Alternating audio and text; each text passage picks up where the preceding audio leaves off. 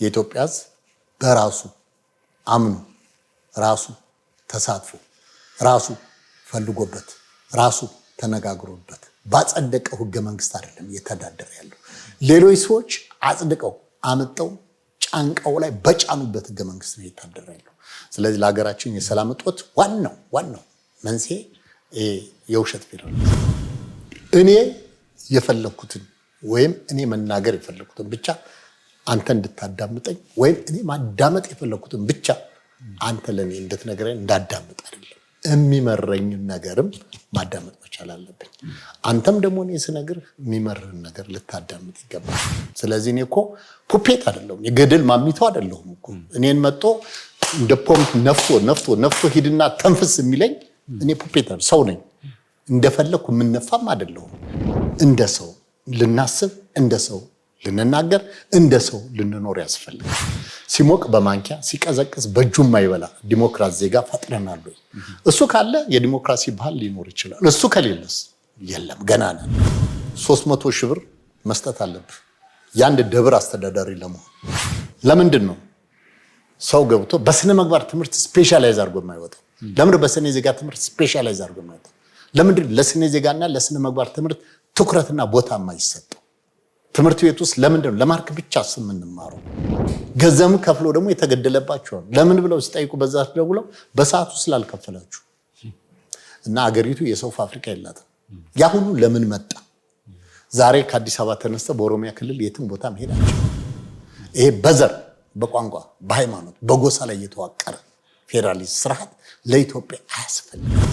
ህገ መንግስቱ ይሻሻል ወይንስ ጨርሶ መሰረዝ አለበት የሚል ሐሳብ ይዘው ነው ሪሰርች የተጋዱ።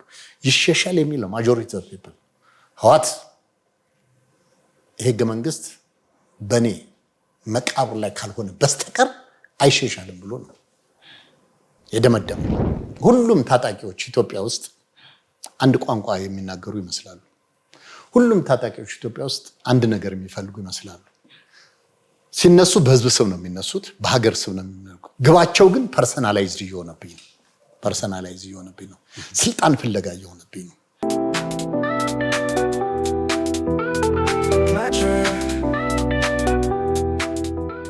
ሰላም ጤና ይስጥልን የተወዳጅ ተመልካቾቻችን፣ እንደምንሰምታችኋል የሃርመኒ መድረክ ፕሮግራማችን ጀምሯል። ከዚህ ሰዓት ጀምሮ ወደ እናንተ መድረሱን ይቀጥላል። አብራችሁ እንድትቆዩ በአክብሮት እንጋብዛለን። እዚህ አብረናችሁ እስከ ፕሮግራሙ ፍጻሜ ድረስ እንግዳ ጋብዣለሁ። በዛሬ ቆይታችን አቶ ታደለ ደረሰ እዚህ ይገኛሉ። ከእሳቸው ጋር መልካም የሆነ ቆይታ እናደርጋለን። ማህበራዊ፣ ኢኮኖሚያዊ እንዲሁም ደግሞ ሀገራችንን በሚመለከት የተለያዩ ጉዳዮችን እናነሳለን። በተለይ ደግሞ ከአማራ ክልል ጋር በተያያዘ የምክክር ኮሚሽኑን እየሄደበት ያለው መንገድ እንዲሁም ደግሞ ምክክር ኮሚሽኑ እያመጣ ያላቸው ውጤቶች ምን ይመስላሉ፣ በአጠቃላይ ደግሞ በሰላም ጉዳይ እሳቸውም የሚሰሩበት ሙያ ስለሆነ ከሰላም ጋር በተያያዘ እየተነሱ ያሉት በተለይ ደግሞ የሰላማችን መደፍረስ እዚህ ላይ መድረሳችን ምንድነው ምክንያቶቹ የሚሉ ጉዳዮችን እናነሳለን። አብራችሁን ከቆያችሁ ሌሎች መረጃዎችን እናነሳለን። መልካም ቆይታ ይኖረናል። ቤተሰብ ያላችሁ ላይክ፣ ሰብስክራይብ፣ ሼር በማድረግ ይህንን መረጃ ደግሞ ላልደረሳቸው እንድታደርሱ በአክብሮት እንጋብዛለን። ካፍታ ቆይታ በኋላ እንመለሳለን።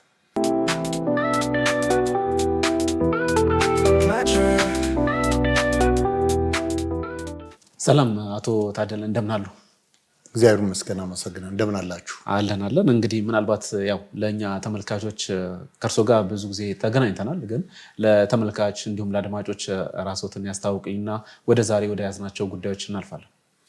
አመሰግናለሁ። ታደለ ደረሰ ግርማ እባላለሁ። የቪዥን ኢትዮጵያ ኮንግረስ ፎር ዲሞክራሲ ቢኮድ የተሰኘ የሲቪክ ድርጅት መስራችና ዋና ዳይሬክተር ነኝ። የዓለም የሰላምና የመልካም ስነ ምግባር አምባሳደር ነኝ። መልካም አቶ ታደለ እናመሰግናለን። እንደው በመግቢያ ለማንሳት የፈለኳቸው ሀሳቦች አሉ። በተለይ ደግሞ በተለያዩ ቦታ እንደው በሀገራችን የሰላም መደፍረሶችን እናያለንና ግጭቶችንም እናያለን በተለያዩ ቦታ። በተለይ ደግሞ በዋነኝነት በአማራ ክልል እንዲሁም በትግራይ እንዲሁም ደግሞ በኦሮሚያ ክልል የተለያዩ ግጭቶችን እናያለንና ለነዚህ ግጭቶች መነሻ የሚሆኑ መንስኤ ወይም ደግሞ ለአንድ ነገር መፈጠር እንግዲህ የሆነ መንስኤ ያለው ብዬ አስባለሁና እንደው ይህንን ጉዳይ እንዴት ያዩታል? ግጭቶቹ በተለይ በአማራ ክልል ያለው ሁኔታ አሳሳቢ ሁኔታ ላይ ነው። በትግራይም ያለው ደግሞ እንደምናየው ነው። በኦሮሚያም እንደዛውና ከሰሞኑን በተለይ ደግሞ በአማራ ክልል የምክክር ኮሚሽኑ አጀንዳዎችን ሲያሰባስብ ሰምተናል።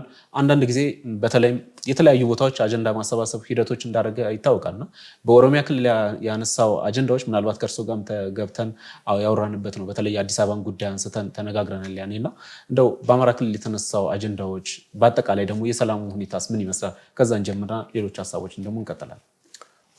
አመሰግናለሁ። በመጀመሪያ ደረጃ እንደዚህ አይነት ሚዲያዎች ኃላፊነታቸውን በመወጣታቸው እንደ አንድ የሲቪክ ማህበር ማድረግ እፈልጋለሁ። ለምን ሚዲያ ማለት በሌላ በኩል ምንድነው የጥብቅና የውትወታ ስራ ማለት ነው። ሚዲያ ደግሞ ይህንን ብቻውን ሊሰራው አይችልም። ከሲቪክ ማህበራት ጋር፣ ከሀገር ሽማግሌዎችም፣ ከምሁራንም ጋር፣ ከተፎካካሪ ፖለቲካ ፓርቲዎች ጋርም፣ ከግል ባለሀብቶችም ጋር፣ ከተለያዩ ተቋማት ጋር ይህንን ነገር መነጋገር፣ ለህብረተሰቡ ትኩስ መረጃ መስጠት አንዱ የሚዲያ ተግባር ነው። ይህን ስራ በመስራታችሁ እንደ አንድ ሲቪክ ማህበር አደንቃለሁ። ከዛ ባሻገር ለሰላም መደፍረስ ምክንያቱ ምንድነው ብለህ ላልከኝ ነገር ቀጥታ እንደው ወደ ሰላም መደፍረስ ከመሄዱ በፊት መጀመሪያ ሰላም ምንድን ነው የሚለውን ነገር ብናነሳ ደስ ይለኛል። ሰላም ማለት የጥይት አለመጮህ፣ የቦምብ አለመፈንዳት፣ የአውሮፕላኖች አለማጓራት፣ የሚሳይሎች አገር አቋርጦ አለመምዘግዘግ፣ የጦር መሳሪያዎች የወታደሮች ቁጥር አለመጨመር አይደለም፣ መቀነስ አይደለም። ሰላም ማለት የሰው ልጆች አእምሮና ውስጣዊ ሰላም ማለት ነው። ዛሬ ኢትዮጵያ ውስጥ ካላት 120 ሚሊዮን ህዝብ ውስጥ ስንት ሰው የአእምሮ ሰላም አለው ብለን ብንጠይቅ ጥሩ ነው። ምክንያቱም ሰላም ርቆናል፣ ሰላም አጠናል። ሰላም አለመኖሩን ሁሉም የህብረተሰብ ክፍል ያውቀዋል። ሚዲያውም ያውቀዋል፣ ሲቪክ ማህበሩም ያውቀዋል፣ የሀገር ሽማግሌዎችም ያውቁታል፣ ምሁራንም ያውቁታል፣ መንግስትም ያውቀዋል፣ ተፎካካሪ ፓርቲዎችም ያውቁታል። ግን መፍትሄው ምንድን ነው? ሰላም ለማምጣት ምንድን ነው? ሁላችን ሰላም ናፍቆናል፣ ሰላም ተጥመናል። ለምሳሌ እንደው አንድ ጥያቄ ልጠይቅና በህይወት የምትፈልገው አንተ እርቦ የበላው ምግብ ነው ጠግቦ የበላው ምግብ የሚጣፍጥ?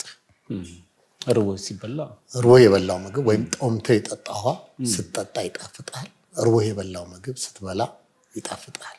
ዛሬ የኢትዮጵያ ሰላም እርቦታል፣ ሰላም ጠምቶታል፣ ሰላም ያስፈልገናል። ስለዚህ ዛሬ ሁላችንም ሰላም እንናፍቃለን። ሁላችንም ማታ እንተኛለን፣ ነገር ግን አልጋ ስናደቅ እናድራለን እንጂ የትኛው ሰው ነው እስቲ እንቅልፍ የሚወስደው? ይሄ ለምንድን ነው? ሰላም ስላጣን፣ ሰላም ስለሌለው እና ሰላም ላይ መሰራት መቻል አለበት።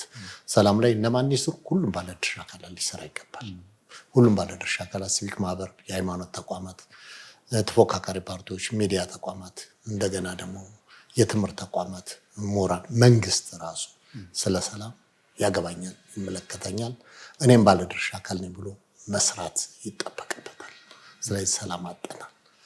ይሄ ከሆነ ሰላም ካጣን መፍትሄው ምንድነው ነው? መፍትሄው መነጋገር ነው። መፍትሄው በግልጽነት መወያየት ነው። መወያየት ማለት ደግሞ እኔ የፈለኩትን ወይም እኔ መናገር የፈለኩትን ብቻ አንተ እንድታዳምጠኝ ወይም እኔ ማዳመጥ የፈለኩትን ብቻ አንተ ለኔ እንድትነግረኝ እንዳዳምጥ አይደለም። የሚመረኝን ነገርም ማዳመጥ መቻል አለብኝ። አንተም ደግሞ እኔ ስነግርህ የሚመርህን ነገር ልታዳምጥ ይገባል። ያ ነው ሰላም ሊያመጣ የሚችለው። ለምን? ለሰላም መምጣት ትልቁ ነገር የዲሞክራሲ ባህል መዳበር መቻል አለበት። ዲሞክራሲ ማለት ደግሞ የሚገባን አለማጣት፣ የማይገባን አለመመኘት ነው። ዲሞክራሲ ማለት ደግሞ የመንግስትነት መሳሪያ ነው። ዲሞክራሲ የመንግስትነት መሳሪያ ከሆነ በመሳሪያው ማን ይጫወትበት ነው? ህዝብ፣ የፖለቲካ ፓርቲዎች ይጫወትበት ማለት ነው።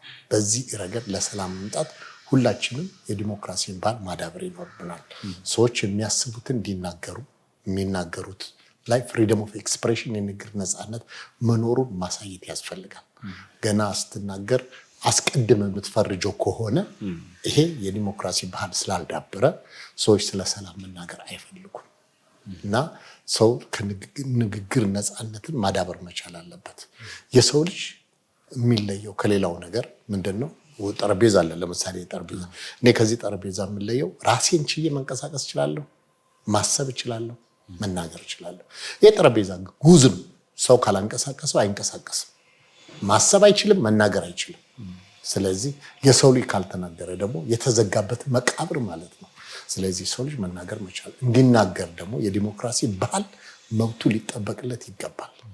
በዛ መሰረት ሰው የመጀመሪያው ስራ በመነጋገር በመወያየት በግልጽ በመነጋገር ሀሳብ እኔ የምናገረው ለአንተ ላይጣፍጥ ይችላል። አንተ የምትናገረው ለእኔ ሊያጣፍጥ ይችላል። የግድ እኔ ለአንተ የሚጣፍጥ ብቻ መናገር የለብኝም፣ ወይ አንተ ለእኔ የሚጣፍጥ ብቻ መናገር የለብኝም።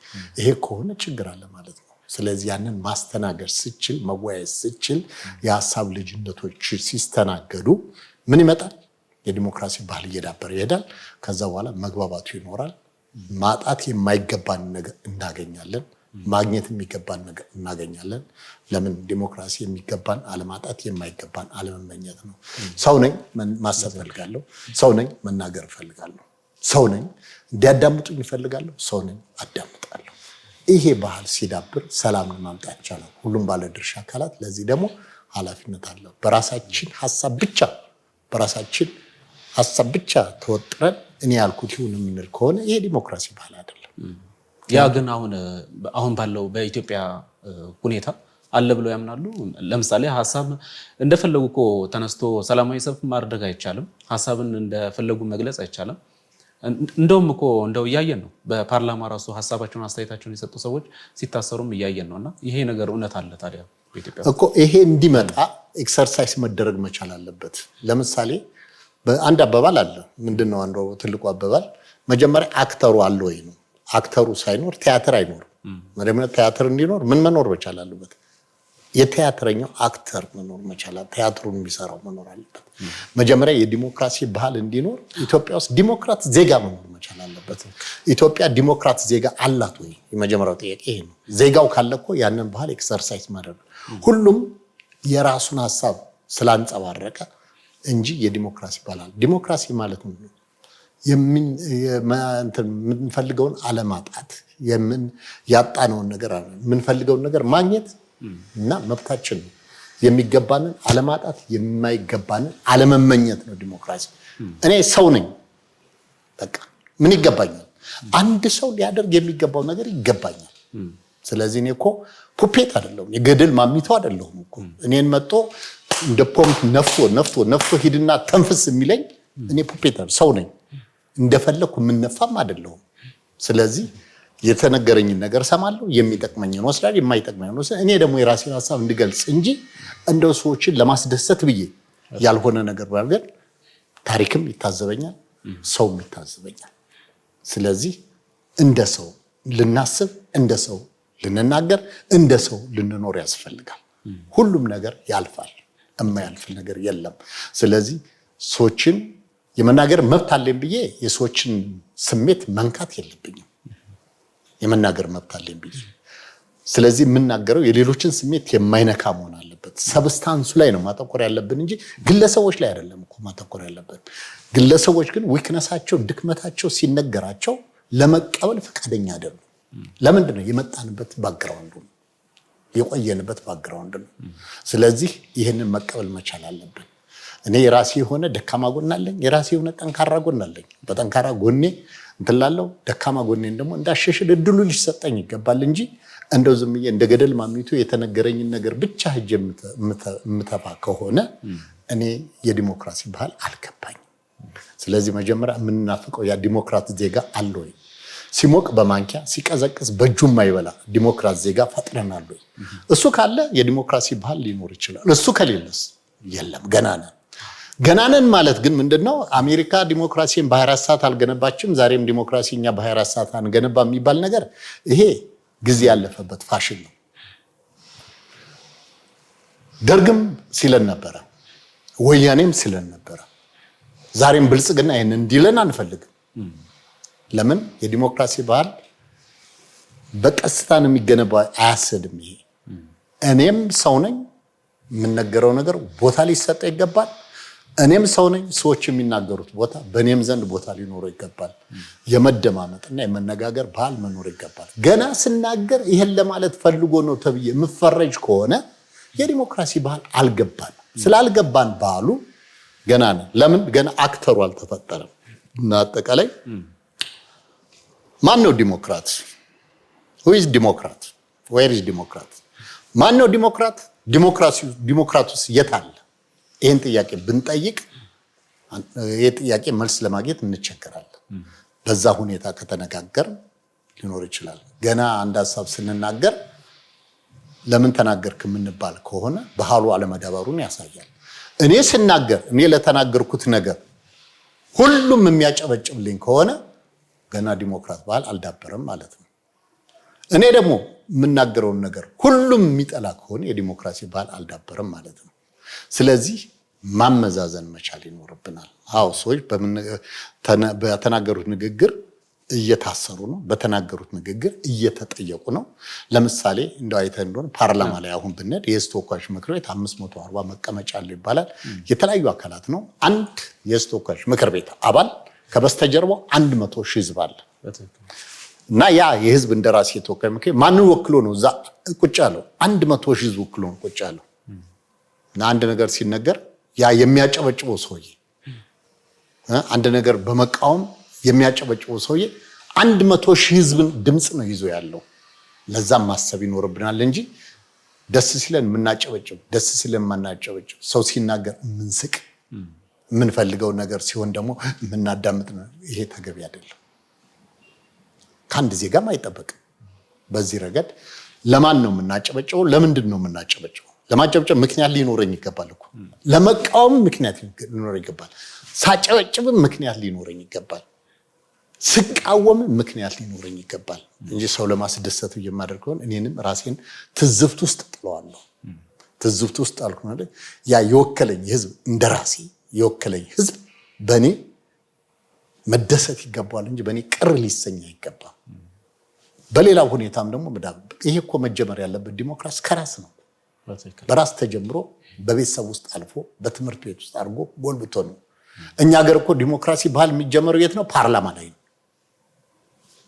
በቤተሰብ አይጀመርም። መዋለ ህጻናት አይጀመርም። አንደኛ ደረጃ አይጀመርም። ሁለተኛ ደረጃ አይጀመርም።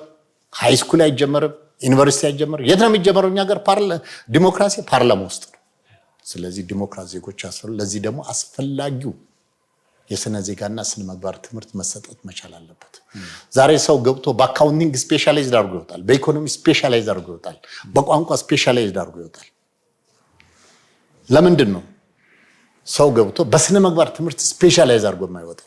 ለምንድን በስነ ዜጋ ትምህርት ስፔሻላይዝ አድርጎ የማይወጣው? ለምንድን ለስነ ዜጋና ለስነ ምግባር ትምህርት ትኩረትና ቦታ የማይሰጠው?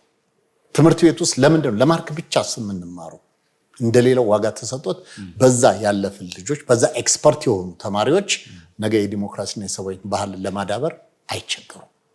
ልክ አካውንታንቶች እንደማይቸገሩ ሁሉ፣ ልክ የፊዚክስ ተማሪዎች እንደማይቸገሩ ሁሉ፣ ልክ የሕክምና ባለሙያዎች እንደማይቸገሩ ሁሉ፣ ልክ ኢንጂነሮች እንደማይቸገሩ ሁሉ ለስነ ዜጋና ለስነ ምግባር ትምህርት ስፔሻላይዝ አድርገው የሚወጡ ሰዎች ሂደው እንዲያስተምሩ ዋጋ እንዲሰጠው መዘርጋት መቻል አለበት። እርግጥ መልካም ጅምር አለ በሀገራችን ውስጥ። ሲቪክ ኤዱኬሽን የስነ ዜጋ ትምህርት በሁለት መንገድ ይሰጣል።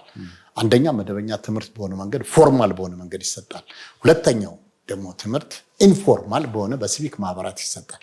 ይሄ የበለጠ ሊዳብር ይገባል። ይሄ መልካም ጅምር ነው። ይሄንን መልካም ጅምር እንዲጠናከር ትምህርት ሚኒስቴር ከሲቪክ ማህበራት ጋር፣ ሲቪክ ማህበራት ከትምህርት ሚኒስቴር ጋር፣ መንግስት ከዲሞክራሲ ተቋማት ጋር፣ የዲሞክራሲ ተቋማት ከሲቪክ ማህበራት ጋር፣ ከድሮች ጋር፣ ከህብረተሰቡ ጋር ሊሰሩ ይገባል እና ሲቪክ ኤዱኬሽን ማለት የስነ ዜጋ ትምህርት ማለት የስነ ዜጋ ትምህርት ማለት ሆያ ሆያ አይደለም። ሲሞቅ በማንኪያ ሲቀዘቅ በእጅ የምትበላው ጉዳይ አይደለም። የሀገር ጉዳይ ነው። ስነ ምግባር ያላቸው፣ ለሙያው ክሎት ያላቸው፣ ተቆርቋሪነቱ ያላቸው በትክክል ያመኑ ብቁ ዲሞክራቶች እንዲፈጠሩ ምቹ ሁኔታ መፍጠር ያስፈልጋል። በዚህ ረገድ ሰላም ሊመጣ ይችላል። ለሰላም መጦታችን ምክንያቱ ምንድን ነው ብለህ ላልከኝ ነገር ብዙ ነው ምክንያቱ። ከብዙዎቹ ግን እኔ ዋናው ኮሩን ነው ላነሳለን ፈልገው። ይህ ሁሉ ግጭት ዛሬ እኮ አይደለም ግጭት የተጀመረው፣ ትናንት ከትናንት ነው ግጭት የነበረው። ለምሳሌ በህዋትና በትግራይ ህዝብ ማለትና በአማራ ክልል እንደገና በአፋር ብሔራዊ ክልላዊ መንግስት ውስጥ የተካሄዱ ግጭቶች፣ በህወሓትና በፌዴራል መንግስቱ መካከል የተካሄዱ ግጭቶች የምን ውጤቶች ነው? የሰላም እጦቶች ናቸው እኮ።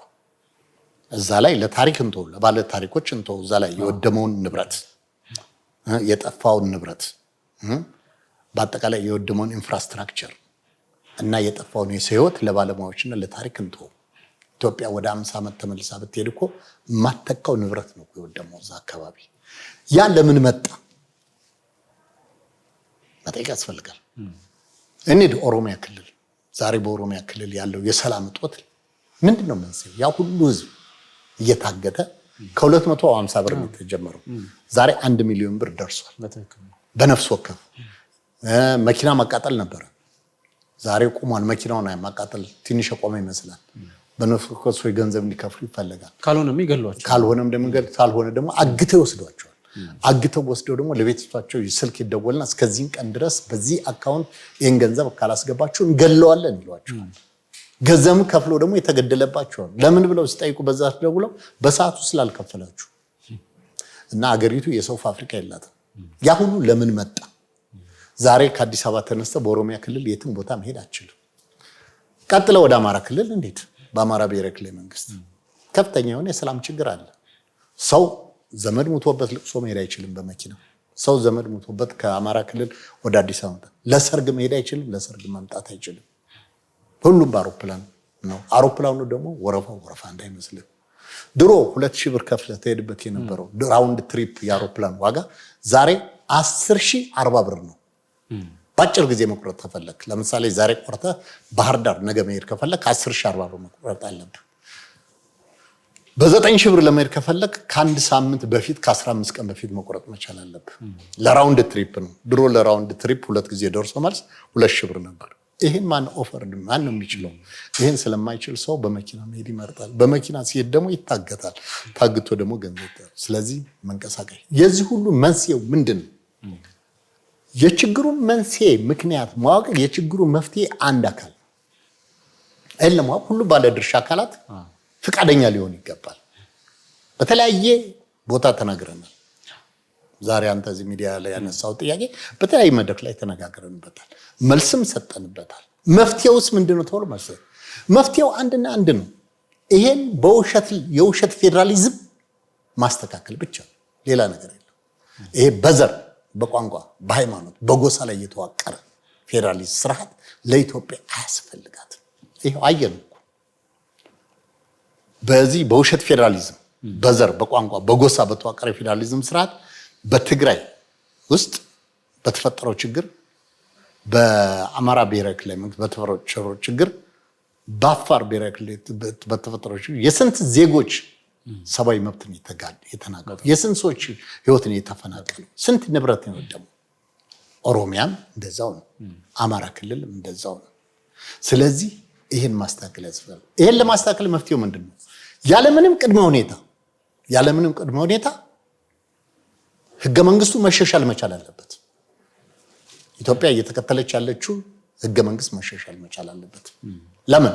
ይሄ ህገ መንግስት የተዋቀረው በዘር በቋንቋ በጎሳ ላይ ስለሆነ ነው። ይሄ ህገ መንግስት በተለይ አንቀጽ 39 የብሔር ብሔረሰቦች መብት እስከመገንጠል ድረስ የሚለውና ፕሪአምብሉ መግቢያው መስተካከል መቻል አለበት። ብዙ ጥናታዊ የሚያካሂዱ ሪሰርች ጥናታዊ ምርምር የሚያካሂዱ ሰዎች እኮ በተለያየ ሰዓት አናግረዋል፣ መልስም ሰጠናቸዋል። እና እንደውም ጥያቄው ምንድነው? ህገ መንግስቱ ይሻሻል ወይንስ ጨርሶ መሰረዝ አለበት የሚል ሐሳብ ይዘው ነው ሪሰርች የተጋዱ። ይሻሻል የሚል ነው ማጆሪቲ ኦፍ ፒፕል። ህወሓት ህገ መንግስት በኔ መቃብር ላይ ካልሆነ በስተቀር አይሻሻልም ብሎ ነው የደመደመው። በቃ ለህወሓት ህገ መንግስት ምኑ ነው? ገነት ነው ለሱ። ለኢትዮጵያ ህዝብ ግን ህገ መንግስት ገነት አይደለም፣ እንዲሻሻል ይፈልጋል። ህወሓት ይሄን ህገ መንግስት ያጸደቀበት ምክንያት የራሱ ዓላማ አለው፣ የራሱ ስትራቴጂ አለው፣ የራሱ ግብ አለው። በአንድ ወቅት አቅም አግኝቶ ሁኔታው ተስተካክሎለት ይሄን ስላደረገ ኢትዮጵያ ይሄን ያህል ጊዜ በዚህ ህገ መንግስት መታመስ አለባት። ቆም ብሎ ኢትዮጵያኖች አስበው ይሄን ህገ መንግስት ማሻሻል መቻል አለባቸው። ስለዚህ በስልጣን ላይ ያለው መንግስትም ህገ መንግስቱ እንደሚሻሻል ቃል ገብቶልናል። ቃል ስለገባልን ነው ደስታውንም ያልቻለው እና ያጨበጨብ ነው። ካጨበጨቡ ሰዎችም አንዱ ነኝ። ያ የናፈቀን ነገር ዛሬም ተግባራዊ ሆኖ ህዝባችን ሲፈናቀል፣ ህዝባችን ሲጉላላ፣ መብቱ ሲጣስ እናያለን። ስለዚህ ለዚህ ሁሉ መፍትሄ በውሸት ላይ የተዋቀረ የውሸት ፌዴራሊዝም፣ በዘር በቋንቋ በጎሳ ላይ የተዋቀረ ፌዴራሊዝም ስርዓት ነው። ይህ ስርዓት ሊስተካከል ይገባል። ፌዴራሊዝም በትክክለኛው መንገድ ከተዋቀረ እኮ እንደ ፌዴራሊዝም ያለ ስርዓት የለም። የኢትዮጵያ ፌዴራሊዝም ግን በዘር በቋንቋ በጎሳ ላይ የተዋቀረ ፌዴራሊዝም ነው። የፌዴራሊዝም ሊስተካከል ይገባል እና ለኢትዮጵያ እንደውም በዚህ ላይ እንደውም አንድ ጥናታዊ ጽሁፍም አካሄደናል። አንድ ወርክሾፕም አካሄደ በአማራ ብሔራዊ ክልላዊ መንግስት፣ በቤንሻንጉል ጉሙዝ ብሔራዊ ክልላዊ መንግስት፣ በጋምቤላ ህዝቦች ብሔራዊ ክልላዊ መንግስት እና በአዲስ አበባ ከተማ መስተዳደር ምንድን ነበር የሚለው ብሔር ተኮር ፌዴራሊዝም በኢትዮጵያ ውስጥ ያለው የፌዴራሊዝም ተግዳሮቶቹና እንቅፋቶቹ ምንድን ናቸው? ቻሌንጅስ ኤንድ ሶሉሽን ኦፍ ኤትኒክ ፌዴራሊዝም ኢን ኢትዮጵያ በሚል ርዕስ የአንድ ዓመት ፕሮጀክት ቀርጸን አካሂደናል። በአካሄደው መሰረት 90% የሚሆነው ተሳታፊ ማለት ነው ምንድን ነው ያለው? ህገ መንግስቱ መሻሻል አለበት ነው። ጥቂት ሰዎች ደግሞ እነዛ ሰዎች ደግሞ ካድሬዎች ናቸው። በካድሬ እይታ በካድሬ አስተሳሰብ ያዩ ሰዎች ደግሞ ህገ መንግስቱ ጥሩ ነው፣ ግን ችግሩ አሉ ያስተገባበር ችግር ነው አሉ። ያስተገባበር ችግር አይደለም ህገ መንግስቱ ፌዴራሊዝም ስርዓቱ የኢትዮጵያ ፌዴራሊዝም ያስተገባበር ችግር አይደለም፣ ጽንሰ ሐሳቡ ችግር አለበት እና ምን አሉ ማጆሪቲ ኦፍ ዘ ፒፕል ለኢትዮጵያ የሚያስፈልጋት መልክዓ ምድራዊ ፌዴራሊዝም እንጂ በዘር በቋንቋ በጎሳ ላይ የተዋቀረ ፌዴራሊዝም አያስፈልጋትም ያለው። ይሄንን ጥናታዊ ጽሁፍ ለሚመለከተው ባለድርሻ አካላት ሁሉ ሰጠናል እና ስለዚህ የኢትዮጵያ ህዝብ በራሱ አምኖ ራሱ ተሳትፎ ራሱ ፈልጎበት ራሱ ተነጋግሮበት ባጸደቀው ህገ መንግስት አይደለም እየተዳደረ ያለው። ሌሎች ሰዎች አጽድቀው አመጣው ጫንቃው ላይ በጫኑበት ህገ መንግስት ነው እየተዳደረ ያለው። ስለዚህ ለሀገራችን የሰላም እጦት ዋናው መንስኤ የውሸት ፌዴራሊዝም ነው። በቋንቋቸው መናገር አይችሉም፣ በቋንቋቸው መስራት አይችሉም። ለምሳሌ የሞተን ሰው መውቀስ አያስፈልግም፣ ሞቷል አንዴ፣ እግዚአብሔር ነፍሱን በገነት ያኑረው። አቶ መለስ ዜናዊ ምንድነው ያሉት? እሳቸው በሚሉበት ጊዜ በጠቅላይ ሚኒስትር ጽሕፈት ቤት አንድ የሚመደብ የአማካሪዎች ቡድን መሪ አለ። ለምሳሌ ሌት ካመር ኦሪጅኖች ይባላሉ። ለምሳሌ ቤንሻንጉል ጉሙዝ፣ ጋምቤላ፣ አፋር፣ ሶማሌ እነዚህ ሌት ካመር ኦሪጅኖች የአማካሪ ቡድን መሪ ይመደብላቸዋል። የአማካሪ ቡድን መሪ የሚመደበው ከማን ነው? ከጠቅላይ ሚኒስትሩ ጽሕፈት ቤት ነው እና በወቅቱ ከአቶ መለስ ዜናዊ ቢሮ ነው የሚመደበው እና ስራው ምንድነው? የክልሉን መንግስት መቆጣጠር። የክልሉ ፕሬዝዳንት ያ የአማካሪ ቡድን መሪ ካልፈቀደላቸው አንድ ደብዳቤ ላይ የመፈረም ስልጣን እንኳን የላቸው፣ መፍቀድ አለበት እና ስለዚህ ያ አይነት ሁኔታ መኖር የለበትም። እሱ ሊስተካከል ይገባል። ይሄ ህገ መንግስት በውሸት ላይ የተዋቀረ ፌዴራሊዝም ስርዓት ቢስተካከል የኢትዮጵያ ሰላም ይመጣል ከሚሉት የህብረተሰብ ክፍሎች አንዱ ነኝ። ለዚህ ደግሞ ሁሉም ባለድርሻ አካላት የራሱን እንትን ማድረግ አለበት፣ አስተዋጽኦ ማድረግ አለበት እና ይሄ ነው ችግሩ። ምናልባት ያው ከዚህ ጋር እያያዘን ያው የአማራ ክልል እንግዲህ አጀንዳ ማሰባሰብ የምክክር ኮሚሽኑ ያለበት ሁኔታ በአጠቃላይ የአማራ ክልል ያለው ሁኔታን በአጠቃላይ ያውቁታል እርስዎና ምን ታዘቡ? እንደው በባህር ዳር በነበሩት ቆይታ አጀንዳ የተሰበሰቡ አጀንዳዎች ምናልባት ከህዝቡ የተነሱ ሀሳቦች እንደው ምን ይመስላሉ? እንደው እሱን እናሳስተ በአጠቃላይ እኔ ናሽናል ዳያሎግ ኮሚሽኑ የሚሰራውን ስራ አንዳንድ ሲቪክ ማህበር ጅምሩን አደንቃለሁ። ጅምሩን ከሚያደንቁት የህብረተሰብ ክፍሎች አንዱ ነኝ። ግን በጅምሩ መሰረትን አይደለም እየሄደ ያለው እና በጅምሩ መሰረት አሁን ምንድነው የተከበሩ የናሽናል ኮሚሽኑ ዋና ኮሚሽነር ፕሮፌሰር መስፍን አርአያ ብዙ ጊዜ ሲናገሩ ሰማሉ። ሌሎችም ኮሚሽነር አባላት ይሄን ያህል ወረዳ አዳርሰናል፣ ይሄን ያህል ክልል አዳርሰናል፣ ይሄን ያህል ዞን አዳርሰናል፣ 103 ወረዳዎች ላይ አሳትፈናል። ይሄ አይደለም እኔ የሚያረካኝ አይደለም። ጥሩ ነው፣ በዛ አካባቢ ያን ነው። ነገር ግን ትርጉም የሚሰጥ ምሪንግ ያለው ትርጉም ያለው ዲያሎግ ተካሂዷል። እውነት ኢትዮጵያ ውስጥ አጀንዳ ጠፍቶ ነው? አጀንዳ አሰባስበናል። ይሄን ያህል አጀንዳ እኔ አይደለም አጀንዳው ማፈጦ እጃችን ላይ መጥቷል። በዛ ላይ እንኳን ህዝቡ ማነጋገር ለምንድን ነው የተሳነን? ለምን አቅም አጣን? እና ይሄ ነገር ብዙ ጊዜ ጥያቄ ነው። በተለያየ ባገኙት መድረክ ደግሞ የተለያዩ ኮሚሽን አባላትን ጠይቄያለሁ። እና ለምሳሌ ምንድነው እንደው አሁን ያነሳው ትልቁ አጀንዳውን ሰላም አንዱ እኮ ኢትዮጵያ ውስጥ ሊነሳ የሚገባው የሰላም ጉዳይ ነው። በተለያየ መድረክ ላይ ግን ስታየው ግን ልትይዘው ልታነሳ የሚገባ አጀንዳ ቀርቶ ልታነሳ የማይገባ አጀንዳ ሲነሳ ታያለህ። አጀንዳው ለምን ተነሳ አይደለም መነሳትም አለበት። ለምን ናሽናል ዳያሎግ ማለት አንተ የፈለከውን ሐሳብ ብቻ አይደለም መሰንዘር ያለበት፣ የማትፈልገውም ሐሳብ ሊሰነዘር ይችላል። በዚህ ረገድ ሰዎችን ማሳተፍ መቻል አለበት እና አንዳንድ የሚነሱ አጀንዳዎች ጎልተው የሚወጡ አጀንዳዎች በፊት ሊቀድም የሚገባ ጉዳይ አለ። ማንኛው ሊቀድም ከናሽናል ዳያሎግ በፊት ሊቀድም የሚገባው ነገር የሰላም ጉዳይ። ሰላም ላይ መስራት አለበት መጀመሪያ። በዚህ ላይ አዋይቶ የሚቀጥለው ሰላም ካለ ሁሉም ነገር አለ እና ባህር ዳር ላይ አንዱ ያነሳንላቸው ነገር ይሄ ነው። ግን በጣም የሚገርሙ ነገር ሄድን፣ ተሳተፍን፣ ጥሩ ነው። ኮሚሽነሩ ዋና ኮሚሽነሩ እስካሁን ኮሚሽነሩ የሰራውን ስራ የገለጹበት መንገድ በጣም ደስ ይላል። እንደገና ደግሞ ዶክተር ዮናስ አዳዬ ደግሞ ስለ ሰላም የተናገሩት ነገር በጣም ይገርማል። ዶክተር ዮናስ አዳዬ እንግዲህ እንደምታያቸው የአዲስ አበባ ዩኒቨርሲቲ መምህር ናቸው። በሙያቸው አይታመሙ። እንደገና ደግሞ ጥሩ አንባቢም ሰው ከሚባሉት የህብረተሰብ ክፍሎች አንዱ ናቸው። ጥሩ አድርገው ነው ያነሳሱ።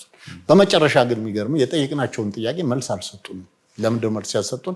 እኛ ዛሬ አሉ የእናንተን ሀሳብ ለመስማት እንጂ መልስ ለመስጠት አይደለም። እንግዲህ ምናልባት የጊዜ ጥበት ሊሆን ይችላል ብለን ዝም አለ። ከዛ ባሻገር ግን ህብረተሰቡ በሙሉ የጠየቃቸው የሰላም ጉዳይ ነው። ደግሞ አስታውሳለሁ አንድ ተሳታፊ ከባህር ዳር መሸንቴ ስንት ኪሎ ሜትር ነው? 15 ኪሎ ሜትር። ከባህር ዳር ሐሙሲት ስንት ኪሎ ሜትር ነው? 15 ኪሎ ሜትር እኮ አይሞላም ነው ያላቸው። ከባህር ዳር መሸንቴ እኮ ስንት ነው? 5 ኪሎ ሜትር እኮ አይሞላም። እስቲ ከናንተ ጀምሮ ነው ያላቸው። ከናንተ ጀምሮ እዛ ቦታ ደርሶ የመጣ ሰው አለ ወይ? ኖበዲ፣ ማንም የመለሰ ሰው የለም። ለምን ይሄን ውይይታችሁን ወደ ዞን ውይይታችሁን ወደ ወረዳ ለምን አትወስዱት? ለዚህ መልስ የሰጠ የለም። ጅምሩ ጥሩ ነው፣ ግን ብዙ ይቀራል። 3 ዓመት ናሽናል ዳያሎጉ ውይይት አካሂዷል። ጥሩ ነው ያደረገው ጥረት፣ መልካም ጅምር ነው። ሊጠናከር ይገባል። ግን ምን ተገኘ? ከጊዜው ከ3 ዓመቱ ጋር እና ካካሄደው 1300 መድረክ ጋር ምን ተገኘ? አሁን ደግሞ 1 ዓመት ተጨምሮለታል። ምን ሊሰራ ነው አሁንስ? እና ትንሽ ስራውን እስካሁን የመጣበትን ገምግሞ ለሚቀጥለው መስራት መቻል ይኖርበታል፣ የተሻለ ስራ። ከዛ ባሻገር ደግሞ ናሽናል ዳያሎግ ብዙ ሰው የሚጠይቀው ጥያቄ ነው፣ ብዙ ሰው የሚያነሳው ጥያቄ። ኮሚሽነሮቹ ሊያገኙት ይችላሉ ይህን ጥያቄ። ገለልተኞች አይደላችሁም ይላቸዋል በብዛት። ገለልተኞች አይደላችሁ ይላቸዋል። እነሱ ደግሞ ነን ይላሉ። ይሄ እንዴት ነው የምታስታርቀው? ገለልተኛ ነን ስላሉ አይደለም ወይም ስላላሉ አይደለም። ገለልተኛ መሆናቸው መመስከር ያለበት ጨዋው የኢትዮጵያ ሕዝብና ስራቸው እንጂ እነሱ አይደለም። እኔ አሁን ሲቪክ ማህበር ነው የመጣሁት። 30 ዓመት በሴክተሩ ሰርቻለሁ እና ሲቪክ ማህበር ከተቋቋመበት ዓላማና ፕሮግራም ውጭ የማንም ደጋፊ ተቋሚ አይደለም፣ ሊሆንም አይገባ። ያ ከሆነ ስነ ምግባሩን ጥሻለሁ ማለት ነው። ሐሳብ ማንሸራሸር ነው። ግን የኔን ሐሳብ በበጎ የሚያዩ ሰዎች ሊኖሩ ይችላሉ፣ የማይኖሩ ሰዎች መብታቸው ነው። ነገር ግን እኔ አንድን ፓርቲ ደግፌ ወይም አንድን ፓርቲ ተቃዋሚ መናገር ማስተማር አልችልም። ያንን ካደረኩ ከሲቪክ ማህበር ሴክተር መውጣት አለብኝ። ግን ጭፍን ጥላቻ፣ ጭፍን ሞደርታ ያለ በብዛት ማጆሪቲ ይሄ ኢትዮጵያኖች ጥሩ ተጠራጣሪዎች ነው። ባዶ ጥርጥር በምርምር ካልታገዘ ወዳጅን ያሳጣል። ኢትዮጵያኖች ጥሩ ተጠራጣሪዎች የሆነውን ያህል ጥሩ ተመራማሪዎች መሆን መቻል አለብን። ምንጠራጠሩ መመራመር እንጂ እንደው መፈረጅ ነው። አስቀድሞ ይሄን ላይ መሰራት መቻል አለበት እና ከኮሚሽኑ ገና ብዙ የሚጠበቅ ነገር አለ። በ3 ዓመቶች ጅምሩ ጥሩ ቢሆንም ያነሳቸው ሐሳቡ ጥሩ ሆነ፣ የምንጠብቀውን ግን አላገኘንም ገና። ምናልባት በዚህ 1 ዓመት በቀረ ጊዜያቸው ምን እንደሚያደርጉ ባናውቅም በጉጉት የምንጠብቀው ስራ ነው። አማራ ክልል ላይ ያን ያህል ህዝብ እየተጨፈጨፈ ያን ያህል ተማሪ ከትምህርት ገበታ ከ3 ዓመት በላይ እያለ ያን ያህል ህዝብ ከአንድ ቦታ ወደ አንድ ቦታ መንቀሳቀስ አቅቶት ያን ያህል ህዝብ ማዳበሪያ አጥቶ ያን ያህል ህዝብ ከአንድ ቦታ ወደ አንድ ቦታ ከመሄድ ባሻገር ስራ አቁሞ በችግር ውስጥ ወድቆ ማንም ሰው በፈለገ ሰዓት ማንንም የሚያግትን እንደሚዘርፈታል። ናሽናል ዳያሎግ ላካሄድ የሚለው ነገር መልካም ቢሆንም አጀንዳው ግን እንዴት አድርገን ሰላም እናምጣ በሚል ሁኔታ ላይ መወያየት ያስፈልጋል። ሌላው ደግሞ ምናልባት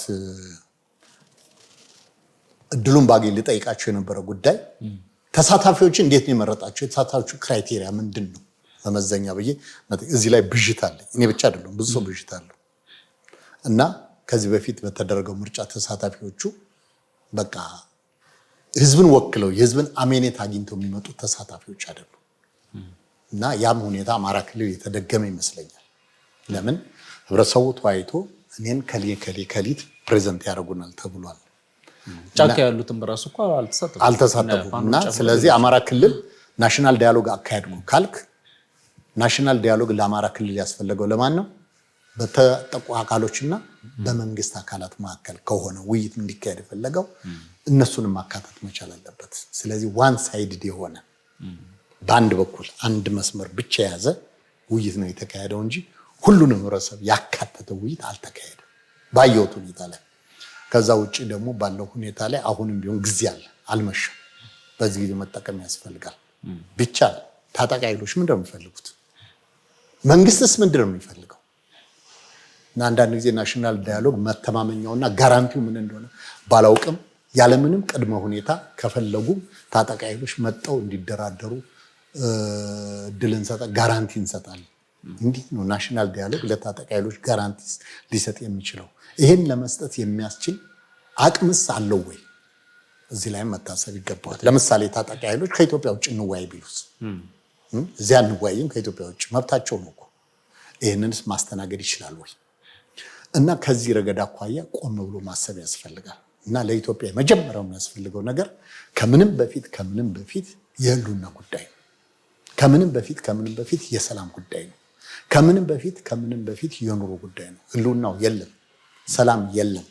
ሰላም ላጣ ህዝብ፣ ህልውና ለሌለው ህዝብ፣ የሚበላው ለሌለው ህዝብ ናሽናል ዲያሎግ ብትለው ትርጉም ይሰጠዋል። እና እንደውም አንድ ሰው ምንድን ነው የተናገረው? ተጽዕኖ ፈጣሪ መድረክ ስላላቸው አለ። የተጽዕኖ ፈጣሪ ማለት ነው። ማነው ተጽዕኖ ፈጣሪ ኢትዮጵያ ውስጥ ነው ያለው? ማነው ተጽዕኖ ፈጣሪ ኢትዮጵያ ውስጥ? እዚህ የመጣ ነው ላበል ነው ያለ።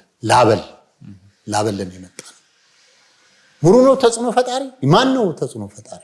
ፈጣሪው ማን ነው? ላበል ነው። ለመሆኑ ኢትዮጵያ ውስጥ ተጽዕኖ ፈጣሪ አለ ወይ? ተጽዕኖ ፈጣሪዎችማ እስር ቤት ነው ያሉት ብሎ እስከ መናገር ደረጃ የደረሰ ሰው አለ። ስለዚህ ይሄ ለምን ተነገረ ማለት አይደለም። ይሄ ሐሳብ ነው። ይሄን ሐሳብ ይዞ የታሰሩ ሰዎች ለምን ታሰሩ ተብሎ መጠየቅም ይገባል። የታሰሩበት መንገድ የሚያሳስር ነው ወይ ብሎ መጠየቅም ያስፈልጋል። ታስረውስ በሰዓቱ ፍርድ ቤት ቀርበዋል ብሎ መጠየቅም ያስፈልጋል። ፍርድ ቤትስ ቀርበው ጉዳያቸው ተጣርቶ ተፈተዋል ብሎ መጠየቅም ያስፈልጋል። ተፈርዶባቸዋል ወይ ሳልተፈረዱ? ሌላው እኮ ምንድነው ከሌኮይን ስለጠየቀ ነው እስር ቤት የገባው። በልበላ አርፈ ቁጭ በል እኔም ብጠይቀው ልገባ እችላለሁ የሚል ሰው ሊኖር ይችላል። ቢኖርም ያየውን ነው የሰማውን ነው። ስለዚህ ናሽናል ዳያሎጉ ደግሞ ለዚህ ጉዳይ መፍትሄ ሊሰጥ ይችላል ተብሎ ይጠበቃል። ስለዚህ ሚዛናዊት በሆነበትን መደራደር የሚገቡ ሁሉንም የህብረተሰቡን ያካተተ ውይይት እንጂ እንደው በአንድ ክፍል ብቻ ያለን ሰው ይዞ አወያየን ማለቱ ተገቢ አይደለም። በሌላ ሁኔታ ደግሞ እኔ ብዙን ጊዜ ናሽናል ዳያሎጉ ላይ የማየው አንድ መታረም የሚገባ ጉዳይ የተሳታፊ አመራረጡ ላይ ችግር አለ። ለሰዎች ነው ውክልና የሚሰጠው። እነዛ ውክልና የተሰጡ ሰዎች የሚፈልጓቸውን ሰዎች ነው ይዘው ሁልጊዜ አይተም ዘሴም የሆኑ ሰዎች ናቸው ውይይት ላይ የምታገኛቸው። ዘሴም የሆኑ ሰዎች ናቸው ተጽዕኖ ፈጣሪ። ሌላውን ካላሳተፍኮ እነዛ ሰዎች እኮ ሰው ናቸውና ነገ ይሞታሉ። ሁልጊዜ የትም ቦታ እንዲህ አይነት ውይይት ተካሄደ፣ እንዲህ አይነት ንግግር፣ እንዲህ አይነት ስብሰባ፣ አንድ አይነት ሰዎች ዘሴም ባናና ነው የምታየው። ይሄ መታረም መቻል አለበት። ስለዚህ ናሽናል ዳያሎግ ደግሞ ከዚህ ወጣ ነው። ከዚህ ስለወጣ የተለየ ሀሳብ ያላቸው ሰዎችም እንዲመጡ ያስፈልጋል። ምናልባት ስህተቱ መራጮች ጋር ከሆነ እነከሌ ለምን አልመጡም ብሎ ናሽናል ዳያሎጉ ሊጠይቅ ይገባል። እና ብዙ ጉዳይ ብዥታል። የብዥታ ክሊል አድርጎ አሁንም ጊዜው አልመሸም፣ ብዙ መስራት ይቻላል። እንደ ናሽናል ዳያሎጉ አነጋገር አሁን ይቀረኛል ብሎ የሚለው እንግዲህ የትግራይ ክልል ነው። አማራ ክልል አካሄድኩ ብሎ ይችላል። እኔ ግን አማራ ክልል ናሽናል ዳያሎግ ተካሄደ ብልጌ 100% አላምንም። ጅምሩ አለ፣ ይቀራል። እንደውም በድጋሚ ቢያካሂዱ ጥሩ ነው የሚል ሐሳብ አለ። በተለይ አማራ ክልል ላይ በድጋሚ ቢያካሂዱ፣ ኦሮሚያ ክልል ላይ በድጋሚ ቢያካሂዱ ጥሩ። ምናልባት የኦሮሚያውን ያየሁት በሚዲያ ነው፣ በአካል አልተሳተፍኩም። በአማራ ክልሉ ላይ ተሳትፌያለሁ። በድጋሚ እድል ቢሰጠው ጥሩ ነው። ሁሉም ባለድርሻ አካላት ቢሳተፍ። አሁንም ትግራይ ላይ እንደዛው ቢሆን ታጣቂ ኃይሎችን የሚሳተፉበት መንገድ እነሱም ተደምጠው አገር ውስጥ የሚቻል አይመስለኝም። ከተቻለ ጥሩ ነው። የማይቻል ከሆነ ለሌሎች አካሎች የተሰጠው መብት ለሌል ታጣቂዎች ሊሰጥ ይገባል። ለዋት የተሰጠው መብት ለምን አማራ ክልል ላለው ታጣቂ መብት አይሰጠውም? ለኦሮሚያ የተሰጠው ለምን ለአማራ ክልል ላለው ታጣቂ አይሰጠውም? ለምሳሌ የህወሓት ታጣቂዎች ድርድር ሲሄዱ እኮ ደቡብ አፍሪካ ነው አይደለም የተደራደሩት? መብት ነው አይደለም? እነሱ ያገኙትን መብት አማራ ክልል ያለው ታጣቂ ለምን እንደማያገኙ? ለምሳሌ ኦሮሚያ ያሉት ኦነግ ሸኔ የት ነው የተደረደረው? ዳሬ ሰላም ታንዛኒያ ነው አይደለም? ሁለት ጊዜ ለምን ለአማራ ክልል ይሄ አይሰጥ? ይሄ ትርጉም ሰጥ አማራ ክልል ብቻ ያሉ ታጣቂዎች እዚሁ ሀገር ውስጥ ንዋዩ ተጽዕኖ ማድረጉ ራሱ ትንሽ ሚዛን ሊጎለው ይችላል። እነሱም መብት ተሰጧቸው እድል ተሰጧቸው ውይይቱ የት ቦታ እንዲካሄድ ነው የምትፈልጉት ተብሎ መጀመሪያ ውይይቱ መካሄድበታል። በታጣቂዎች መካከልና በመንግስት መካከል ውይይት መካሄድ ነው። የት በሚመርጡት ቦታ ላይ ተነጋግረው በዚህ ላይ ምቹ ሁኔታ ለምን ለዋህት የተሰጠው መብት ለአማራ ክልል ታጣቂዎች ሊሰጥ ይገባል። ለኦነግ ሸኔ የተሰጠው መብት ለአማራ ክልል ታጣቂዎች ሊሰጥ ይገባል። ይሄ የናሽናል ዳያሎጉ አንዱ ስራ ሊሆን ይችላል። መንግስትም ደግሞ በዚህ ጉዳይ ትልቁ ላይን ሸር ስላለው ይህንን ማድረግ መቻል አለበት እና እኔ የምመኘው በአማራ ክልል ባየሁት ሁኔታ ያለምንም ቅድመ ሁኔታ የተኩስ አቁም ስምምነት ተደርጎ ከዛ በኋላ ድርድር መካሄድ አለበት ያለምንም ጣልቃ ገብነት። ቦታው ግን በተወያዮች ወገኖች መመረጥ መቻል አለበት። ከዛ በኋላ ወደ ዞን ወደ ወረዳ ወርደው ናሽናል ዳያሎግ አካሄድ ቢሉሻል እንጂ ባህር ዳር ላይ ጥቂት ሰዎች ተይዘው ናሽናል ዳያሎግ አካሄድ እና የአማራ ክልል እንደገና ቢሰራ ጥሩ ነው። ዘሴም አክቲቪቲ ትግራይም ሊጠብቃቸው ይችላል። የኦሮሞም ጉዳይ እንደገና እነዚህ ሶስት ክልሎች በተለየ መንገድ ሊታዩ ይገባል ከሚሉት የህብረተሰብ ክፍሎች አንዱ ነኝ። እንዳንድ የሲቪክ ማህበር ግን የናሽናል ዳያሎጉን ጥረት እንቅስቃሴ አደንቃለሁ፣ ግን ብዙ ይቀርባል። መልካም። እንደው ምናልባት ያው የትግራይን ጉዳይ እያነሳን ስለነበረ እንደው ሰሞነኛ የትግራይ ሁኔታ አጠቃላይ የህወሓትን ሁኔታ ከዚህ ቀደም ብዙ ሀሳቦችን ሰጥተንበታል ከእርሶ ጋር እንደው እንዴት ያዩታል? አሁን በተለይ ያለው ሁኔታ ምን ይመስላል? እንደው ከዛን ጀምር። እኔ በአጠቃላይ የትግራይ ጉዳይ ሳየው ምንድነው እንዳንድ ዜጋ እኔ ስመለከተው ሁሉም ታጣቂዎች ኢትዮጵያ ውስጥ አንድ ቋንቋ የሚናገሩ ይመስላሉ። ሁሉም ታጣቂዎች ኢትዮጵያ ውስጥ አንድ ነገር የሚፈልጉ ይመስላሉ። ሲነሱ በህዝብ ስም ነው የሚነሱት፣ በሀገር ስም ነው የሚነሱት። ግባቸው ግን ፐርሰናላይዝድ እየሆነብኝ ነው። ስልጣን ፍለጋ እየሆነብኝ ነው። ግባቸው ግን ጥቅም ፍለጋ እየሆነ ነው። እውነት ለህዝብ ካሰቡ ግን መለሳለስና አንተምተው እኔም ይሄን ያልምጣ አንተም ይሄን ያልምጣ ብሎ መጋር እኔ ያልኩት ካልሆነ ይሄ አካሄድ የትም አያሰድም። ለምሳሌ ያህል ነው በትግራይ ውስጥ ባለው ሁኔታ ላይ ስታይ በዶክተር ገብረጽዮን አማካኝነት የሚመራው ቡድን በተቻለ መጠን በኃይል በጉልበት ነው የአቶ ጌታቸው ረዳን ጊዜያዊ አስተዳደር ያንበረከከው። በጉልበት ነው ያንበረከከው። በጉልበት በኃይል ካንበረከከ በኋላ ነው ወደ ስልጣን የመጣው። ይሄ መሆን የለበትም። በጉልበት ነው የመጣው እና አቶ ጌታቸው ረዳ ያባረሩበት ዋና ምክንያት በጉልበት ነው። ስለዚህ ውስጥ አንድ የተደበቀ ነገር አለ፣ አንድ የሚንከባለል ነገር አለ። ያ የተደበቀ የሚንከባለል ነገር ጨዋውን የትግራይን ህዝብ ፍላጎት ያሟላ አይደለም። እዛ ውስጥ ያሉ የፖለቲካ ፓርቲዎች ለግል ለፐርሰናል ጉዳይ የሚያደርጉትን ትተው ለጋራ ዓላማ ቢነሱ ጥሩ ነው እና ህወሓት ረጅም ጊዜ ቆይቷል። ረጅም ጊዜ ቆየ ፓርቲ ነው፣ ጥሩ ነው። ነገር ግን የሀገርና የህዝብን ጥቅም ማስቀደም መቻል አለበት እንጂ የተወሰኑ ሰዎችን ዓላማ የሚያንጸባርቅ መሆን የለበትም። ፓርቲውን ጥያቄ ውስጥ እየከተተ ያለው ጉዳይ ይሄ ነው። ስለዚህ አሁን ከህወሓት ወጡ አቶ ጌታቸው ረዳ ሌላ ፓርቲ እያቋቋመ ነው። ምናል ይሄ ፓርቲ የትግራይን ህዝብ ፍላጎት ያሟላል። ሌሎች ፓርቲዎችም አሉ፣ ተፎካካሪ ፓርቲዎች። ምን ያህል የትግራይን ህዝብና የትግራይን ህልውና ይዘው ተነስተዋል። ዶክተር ገብረጽዮን ህወሓትና አብሯቸው የነበሩ ሰዎችን መጀመሪያ በጉልበት አሰልፈው አቶ ጌታቸው ረዳን ከጨዋታ ውጭ አድርገዋቸዋል። ዛሬ የጊዜያዊ አስተዳደሩ ተለውጧል እና አሁንስ ከቆዩበት ታሪካቸው ተነስተው ያለፈው ታሪካቸው ተነስተው ምን ስኬት ነበረ፣ ምን ውድቀት ነበረ፣ ለውድቀታችን ምክንያቱ ምንድነው፣ ለስኬታችንስ ምክንያቱ ምንድነው ብለው ራሳቸውን ፈትሰው የትግራይ ህዝብ ፍላጎት እና ዓላማ ያነገበ የፖለቲካ አጀንዳ ሊኖራቸው ይገባል። ቀጥሎ ደግሞ ኢትዮጵያ የምትባል ሀገር ያለችበትን ሁኔታ ያገናዘበ ሊሆን ይችላል። ትግራይ ከኢትዮጵያ ተገንጥላ ምንም የምታመጣው ነገር የላትም፣ ምንም ልታደርግም አትችልም። ስለዚህ መገነጣጠሉ አልጠቀመንም። ምናልባት ይሄ የውሸት ፌዴራሊዝም ረድቷት ሊሆን ይችላል። ነገር ግን ይሄ ህገ መንግስት ይሻሻል፣ ትግራይ የምትፈልገውን ነገር ማሟላት የማትችልበት ደረጃ ላይ ትደርሳለች። ያ እንዳይሆን ግን ስለዚህ የትግራይን ህዝብ ፍላጎት ያሟላ የትግራይን ህልውና የጠበቀ ሊሆን ይችላል። ያ ማለት ግን ኢትዮጵያንም ጨምሮ ማለት ነው። ዛሬ ትግራይ ያጣችው ነገር ለኢትዮጵያ ትልቅ ነጸብራቅ ነው። ኢትዮጵያ ያጣችው ነገር ለትግራይ ትልቅ ነጸብራቅ ነው። እዚህ ላይ ሰከን ብሎ ማሰብ ያስፈልጋል እንጂ በህዝብና በሀገር ስም እየተነሱ የራስን ፐርሰናል ፍላጎት ማሟላት ኢትዮጵያ በቃኝ እያለች ነው። ፖለቲከኞቻችን ይህን ሊሰሙ ይገባል።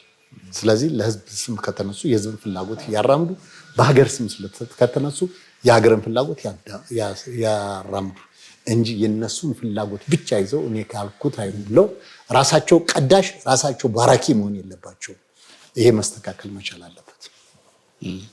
መልካም እንግዲህ ምናየው ይሆናል። በተለይ ደግሞ የሰላም ሁኔታም የትግራይም ያለበት ሁኔታ በቀጣይ አዳዲስ ጉዳዮች ይመጣሉ ብለን ተስፋ እናደርጋለን። ዋናው ነገር እንግዲህ እኛ የምንመኘው እርሶም እንግዲህ እንደ ሀሳቦት እንደ አንድ ሲቪል ማህበር እንግዲህ ሰላም ነው ዋናው የምናስበው እሱን ነው። በቀጣይ እንግዲህ ከትግራይ ጋር በተያያዘ ከፌዴራል መንግስት ጋር በተያያዘ የሚመጡ ውጤቶች እንግዲህ በቀጣይ ዓመት ምርጫም እንዳለ ይታወቃልና ምናያቸው ነገር ይሆናል። ውጤቱን እናያለን። ግን አያይዘን ሌላኛው ሀሳብ ምናልባት በኢትዮጵያ የሰላም መደፍረስ አለመግባባቶች እንደውም ከሰሞኑ የምናያቸው አንዳንድ በተለይ ደግሞ ከሃይማኖት ጋር በተያያዘ ሃይማኖት በታሪክም እንዲሁም በሀገር ግንባታም ያለውን ሚና እናውቀዋለን እና አሁን ግን ሃይማኖት ራሱ በራሱ የተለያዩ ሃይማኖቶች ተከታዮችም ሃይማኖትም እንዳለ ኢትዮጵያ ውስጥ እናውቃለንና አንዳንዴ ግን የግጭት መነሻ ሲሆኑ እናያለንና ይሄ ነገር እንዴት ያዩታል? እንደው እርስዎ በተለይ የሃይማኖት አባቶች የሃይማኖት አስተማሪዎች የሚያነሷቸው ሀሳቦች ህዝብን ከህዝብ የሚያጋጭ ሲሆን እያየን ነውና ከዚህ አንጻር እንደው ሰላምም ከማደፍረስ አንጻር ሚናቸው ምን ይመስላል? እንዲሁም ደግሞ መንስኤ ሲሆንም ስላየን ይህንን ሀሳብ ማሰብ። እኔ በመጀመሪያ ደረጃ የከለ ሃይማኖት ልክ ነው የከለ ሃይማኖት ልክ አይደለም፣ የከለ ሃይማኖት ደግፋለሁ የከለ ሃይማኖት እቃወማለሁ የሚል አቋም የለኝም። ሃይማኖተኛ ነኝ። በሃይማኖቴ እቀበለዋለሁ። ሃይማኖት ግን የመጣው ፈጣሪ በመጀመሪያ ደረጃ እኛን ወደዚህ መሬት ሲያመጣ መጀመሪያ የፈጠረን አዳምና ሔዋንን ነው። ሌላ ከፋፍሎ የፈጠረው ነገር የለም። እኔ የሃይማኖት ወይም ወንጌል ሰባኪ አይደለሁም። እዛ ብትሄድ ኦርቶዶክስ፣ ካቶሊክ፣ ጆባ ዊትነስ፣ ፕሮቴስታንት፣ ሙስሊም፣ ክርስቲያን ብሎ ፈጣሪ አልከፈለም። ሰዎች እዚህ መሬት ላይ ለራሳቸው አድቫንቴጅ እና ጥቅም ሲሉ የሚያደርጉት ነገር ነው። ፈጣሪ እኛን የሚያውቀን በአዳምና በሔዋን ብቻ ነው በቃ። እና በዚህ ረገድ ተልኮ የፈጣሪ ተከታይ ከሆነ የፈጣሪን ቃል ነው ለሰዎች ልንሰብክላቸው የሚገባ። እና ደው ምን ይላል ቃሉ? ዋ ይላል የፈጣሪ ቃል ነው፣ መጽሐፍ ቅዱስ ላይ ነው። ከዚህ ቃል ላይ አንድ የጨመረ አንድ የቀነሰ ይፈረድበታል ይላል። ስንት የሃይማኖት አባቶች ይህንን ይተገብሩታል። ስለዚህ ከቃሉ ውጪ የምንሰራውን ስራ ብናቆመው ጥሩ ነው። አንድ በሌላ ሁኔታ ሃይማኖት ተቋማት ወይም የሃይማኖት አባቶች ወደዚህ መሬት እንደ የእግዚአብሔርን ኃያል የፈጣሪን ኃያልነት ሊሰብኩ ነው የመጡት። በቃ ሌላ ዓላማ የላቸው። የፈጣሪን ኃያልነት ሊሰብኩ ነው። የወንጌልን ኃያልነት ሊሰብኩ፣ ስለ ፍቅር ሊሰብኩ፣ ስለ ትህትና ሊሰብኩ፣ አብሮ ስለመኖር ሊሰብኩ ነው። ለስልጣን አይደለም። የፈጣሪ ትክክለኛ አገልጋዮች ስልጣን አይፈልጉም። የፈጣሪ ትክክለኛ አገልጋዮች ገንዘብ አይፈልጉም። እንደዚህ ገንዘብ የሚፈልጉት ስልጣን የሚፈልጉት የፈጣሪ አገልጋዮች አይደሉም። ዛሬ ብትሄድ በሃይማኖት ተቋማት ውስጥ በመንግስት መስሪያ ቤት ከሚካሄደው ሙስና ያላነሰ በሃይማኖት ተቋማት ውስጥ እየተካሄደ ነው። ለምን ደግሞ ሙስና የሚካሄደው? እውነት የእግዚአብሔርን ቃል ለመስበክ ነው? እንደ ፈጣሪ ቃል ለመኖር ነው? አይደለም። ድሮ ለምሳሌ አንድን ሰው የአንድ ደብር አስተዳዳሪ አድርገህ ለመሾም የሚጠየቀው ገንዘብ አነስተኛ ገንዘብ ነበር። ዛሬ ግን የፈለገው ብሪሊየንት የፈለገው አዋቂ ብትሆን በቦታው ማለት ነው፣ በወንጌል ስብከቱ ማለት ነው፣ በወንጌል ትምህርት ማለት ነው፣ በወንጌል ስብከት ማለት ነው፣ የሆኑ ሰዎች ፍላጎት ካልተሟላ በስተቀር አንተ ኃላፊነት አይሰጥም። እና ምን ይሏል መሰለህ 300 ሺህ ብር መስጠት አለብህ የአንድ ደብር አስተዳዳሪ ለመሆን። ከዚህ የበለጠ ሙስና ማለት ፈጣሪ ይፈልጋል? አይፈልግም። እኔ ወንጌል ሰባኪ አይደለሁም። እነዛ ሰዎች ተሰብስበው ባሉበት ቦታ ላይ አንድ ዲናር ሰጠች፣ ሌሎች ደግሞ ከሷ የበለጠ ሰጡ። እና ያቺኛዋን አንድ ዲናር የሰጠችዋን ባረከ። ለምን ባረከ? እሷ ያላትን በፍቅር ነው የሰጠችኝ። የአባቴን ቤት የንግድ ቤት አደረጋችሁት ብሎ በተን። ስለዚህ ፈጣሪ ቃሉ በመሬት ላይ እንዲተገበር የፈጣሪ አገልጋዮች መሆናችን በተግባር ማሳየት መቻል አለብን። ለተሰጠን ኃላፊነት ገንዘብ እየተቀበልን ሙስና እያካሄድን የደብር አስተዳዳሪዎችን ምንሾም ከሆነ የት ጋር ነው የፈጣሪ አገልግሎታችን? ገመድ የምንጓተት ከሆነ የት ጋር ነው የፈጣሪ አገልግሎታችን? ሌላ ነገር የምንሰራው የት ነው? ወንጌል ነው ልንሰብክ የሚገባው፣ ትትና ነው ልንሰብክ የሚገባው፣ አብሮ መኖር ነው ልንሰብክ የሚገባው፣ መከባበር ነው ልንሰብክ የሚገባው፣ የፈጣሪን አገልጋይነት ሰርቫንት ሊደርሺፕ ነው ልንሰብክ የሚገባኝ። ፈጣሪ እኮ አውቶክራት ሊደር አይደለም እኮ። ምንድነው ማለት? አባቶ የሚሰሩትን አያውቁምና ይቅር በላቸው ነው ያለው። በሚስማር ሲጭነክሩት 5 ቦታ ላይ በገመድ ሲያስሩት መራራ ሞት ሲያጠጡት፣ ይሄን ነው የሃይማኖት አባቶ ሊሰብኩ የሚገባው እንጂ እኔ ካልሆንኩ እኔ እንትን በለ። ይሄ መቆም መቻል አለበት። ማን ይደግፈኛል ማን አይደግፈኝም? እኔን የሚደግፈኝ ሰው ልሹም፣ የማይደግፈኝን ሰው አልሾም። ይሄ አይደለም የፈጣሪ። ይሄንን በህብረት መታገል መቻል አለባቸው። ፍቅርን ነው ሊሰብኩ የሚችለው። ዛሬ ፍቅር የሚባል ነገር እኮ ጠፍቷል፣ የለም። በፈጣሪ መካከል እና በሰው ልጆች መካከል ፍቅር ሊኖር ይችላል። መሬት ላይ ግን እውነተኛ ፍቅር እያጣን ነው ያለነው። ያለው ፍቅር የጥቅም ፍቅር ነው። ዓለም ላይ ራሱ ያለው የጥቅም ፍቅር ነው። አሁን ከዓለም ላይ ያለው ደግሞ ቤተክርስቲያን ውስጥም በሃይማኖት ተቋማት ውስጥም እየገባ ነው። ይሄ ኮመርሻል ላብ የፍቅር ፍቅር ሰውን የሚያባልገው 3 ነገር ነው። 1 ስልጣን፣ 2 ገንዘብ፣ 3 ፍቅር ናቸው። በእነዚህ ነገሮች በርካታ ሰዎች ተዋርደዋል። ዛሬም እየተዋረዱ ነው፣ ነገም ይዋረዳሉ። የፈጣሪ አገልጋዮች ደግሞ ከነዚህ 3 ነገሮች ሊጸዱ ይገባል። ቃሉ ይሄንን ነው የሚያስተምር። ከዚህ ረገድ አካባቢ እዛ አካባቢ ያሉ ብልሹ አስተዳደሮች ሊስተካከሉ ይገባል። እዛ አካባቢ ያለው ኮመርሻል በጥቅም ላይ የተመሰረተ ስራ ሊቆም ይገባል። ትህትናና ፍቅርን፣ መቻቻልና መከባበርን፣ አገልጋይነትን ሊያስተምሩ ሊሰብኩ ይገባል የሚል አመለካከት አለ። መልካም። እንደው ምናልባት ከዚህ ጋር እያያዘን ያው እርሶም ብዙ ጊዜ ያነሱታልና ሀገርን ማገልገል ማለት ምን ማለት ነው? በተለይ አሁን የመንፈሳዊ አባቶች የሃይማኖት አባቶችን ለማየት ሞክረናልና እንደው ሀገርን ማገልገል ማለት በተለይ ወጣቱ ይህንን የመረዳት አቅሙ የባንዳነት ስሜት በየጊዜው እያየን ስለሆነ ነው ይህን ጥያቄ ማነሳውና ሀገርን መውደድ ማለት ሀገርን ማገልገል ማለት እንደው በእርሶ እይታ ምን ይመስላል? ሀገርን ማገልገል ማለት ሀገርን መውደድ ማለት ምንድነው? ለሀገር ምን ትፈልጋለች ብሎ መቆም ነው። ለምሳሌ ዘመን ተሻጋሪ ስራ መስራት ማለት ነው። ለምንድን ነው አፄ ምኒልክን ምየ ምኒልክ ያላቸው ኢትዮጵያ ሕዝብ? ለምን ነው ዘርዓ ያዕቆብን እስካሁን ድረስ ኢትዮጵያዊ ፈላስፋ የሚለው የኢትዮጵያ ሕዝብ? ለምንድን ነው አብዴሳ ናጋ የኢትዮጵያ ዛሬ የሚሰኩ? ለምን ነው ጅማ አባጅፋርን የኢትዮጵያ አድንቆ የሚሰራው? ዘመን ተሻጋሪ ስራ ስለሰሩ። ስለዚህ ሁላችንም ዘመን ተሻጋሪ ስራ ለመስራት መጣር አለብን። ዘመን ተሻጋሪ ስራ የሚሰሩ እነማን ናቸው?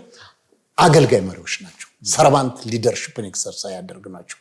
አውቶክራት የሆኑ ሰዎች ይህንን አይሰሩትም።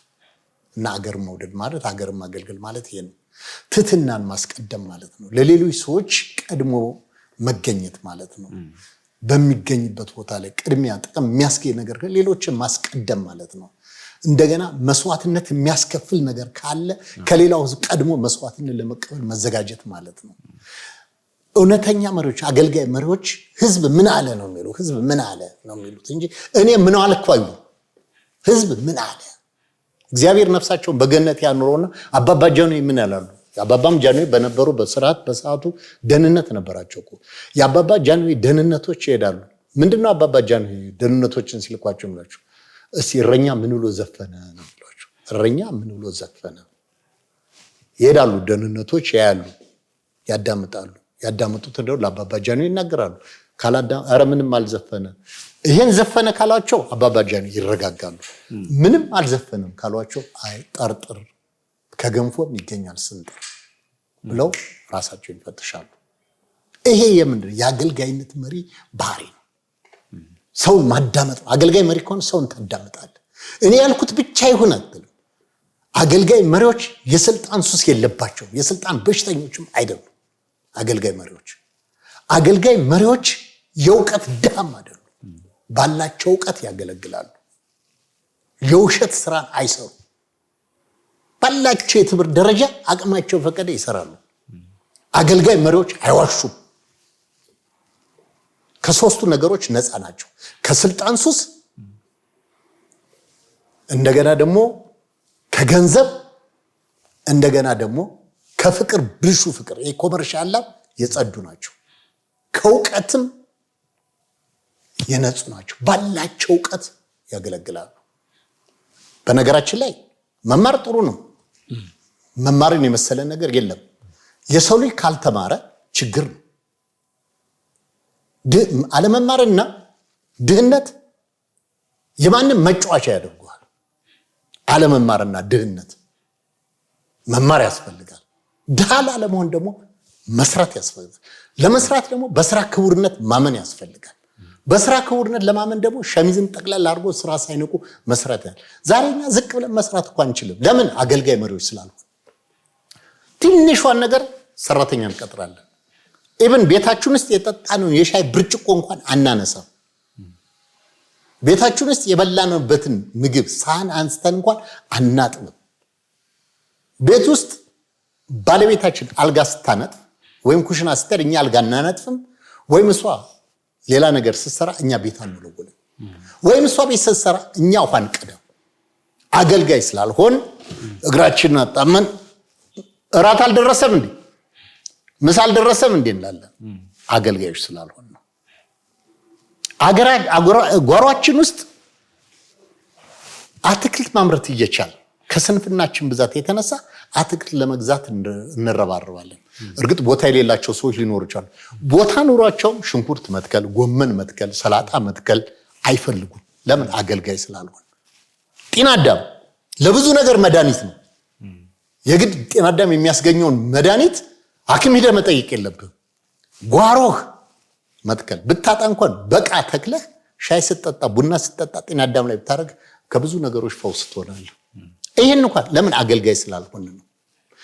በአንጻሩ ግን የአገልጋይነት መንፈስ ሳይኖረን በትምህርት ማስረጃ ብቻ አንዳንድ ቦታ እኮ የያዝከው የትምህርት ማስረጃ ያልተማርክበትም ሊሆን ይችላል። ይሄም አገልጋይ ስላልሆን ነው። ዲግሪዎች እኮ በገንዘብ ይቸበቸባሉ። ምንም የሌለው ሰው ማስተርስ ይዟል። ምንም የሌለ ሰው ፒኤችዲ ይዟል። ምንም የሌለ ሰው ቢኤ ይዟል። ስልጠይቀው ግን ስለዛ ነገር ና ተማር ስትለው እንኳን አይማርም። ለምን? አውቆለም። እሺ ስራ ስትለው ግን ድንብርብሩ ይወጣል።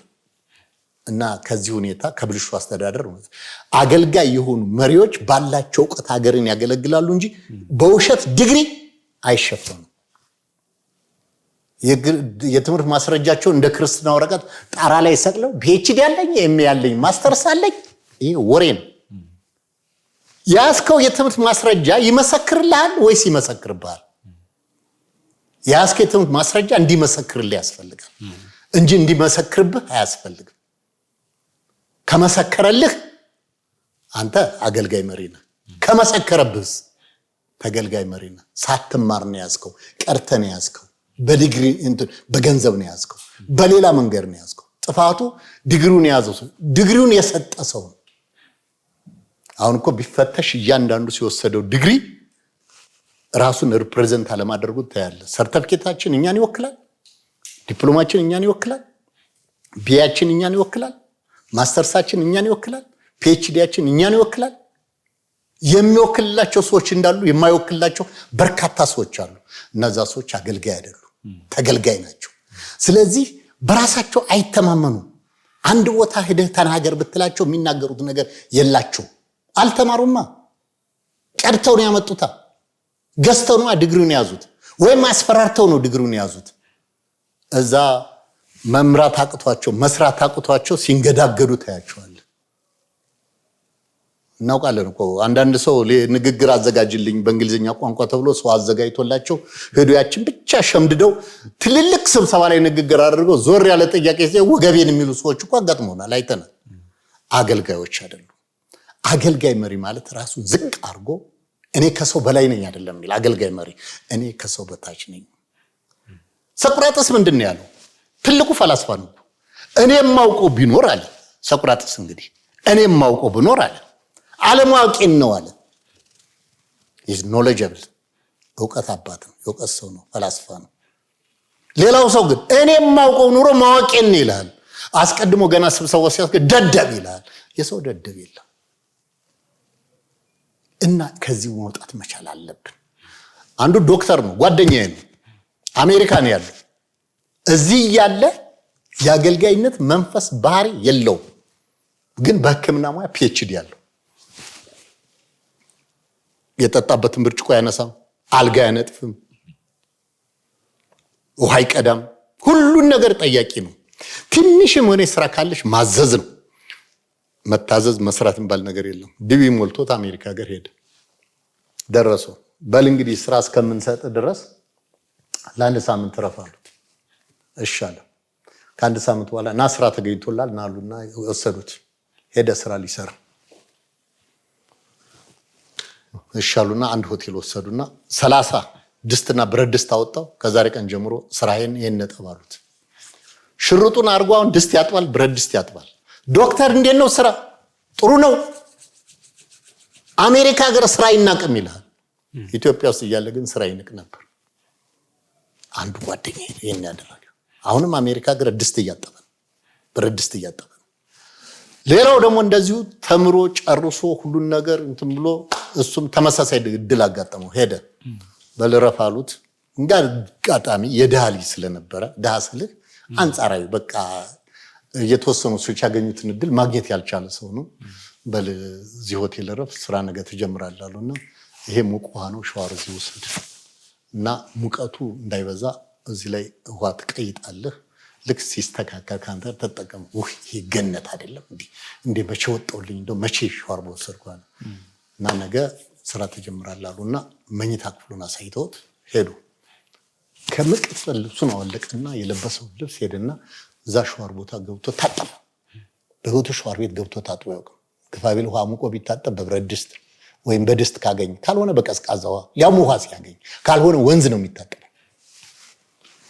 ከዛ ታጠበተኛ አደረ። በነጋታው ያችን ሱፉን ለበሰና ከርባቱን አስሮ ያለችው ሱፍ አንድ ሱፍ ናት ያለችው። ከርባቱን አስሮ ሱፉን ለብሶ ሄደ ስራ ሊሰራ። ስራ ሊሰራ መጣ። በጣም ጥሩ በል እንግዲህ የዛሬው ስራ ሳር ማጨድ እና ሳር ጨዳሉት። መጀመሪያ ከርባቱ ከነሱፉ ሲያጭድ ቆየ፣ ሞቀው፣ ኮቱን አወለቀ። አሁንም ማጨድ ቀጠለ፣ ከርባቱን አወለቀ። በጣም ሲሞቀው ለካ አሜሪካም ሀገር መከራ አለ ብሏል።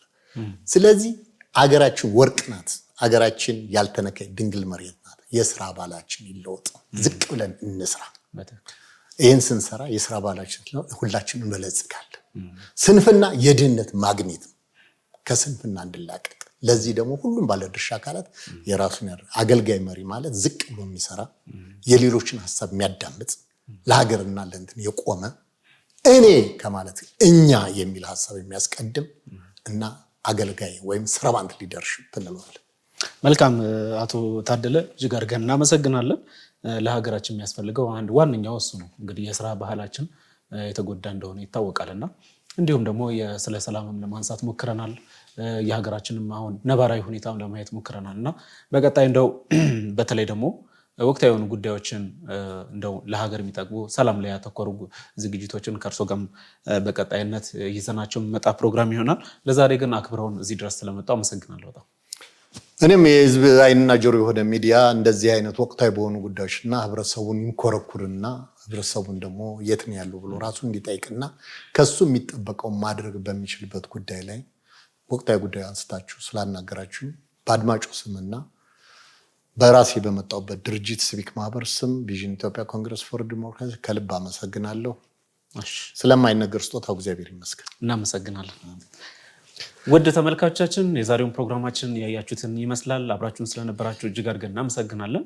ሀሳብ እንዲሁም ደግሞ ጥቆማ ካለ በስር በምትመለከቱት ስልክ ቁጥር አድርሱን። እንዲሁም ደግሞ በኮሜንት ሴክሽን ላይ እንግዲህ ሀሳባችሁንም እንድታደርሱን በዚህ አጋጣሚ እንነግራለን። አብራችሁን ስለቆያችሁ እያመሰገንን የዛሬውን ፕሮግራም በዚህ ያበቃን። ቤተሰብ ያልሆናችሁ ላይክ፣ ሰብስክራይብ፣ ሼር በማድረግ ይህንን መረጃ ደግሞ ላልደረሳቸው እንድታደርሱ እያሳሰብን የዛሬውን ፕሮግራማችንን በዚህ ያበቃን። መልካም ጊዜ ይሆንላችሁ።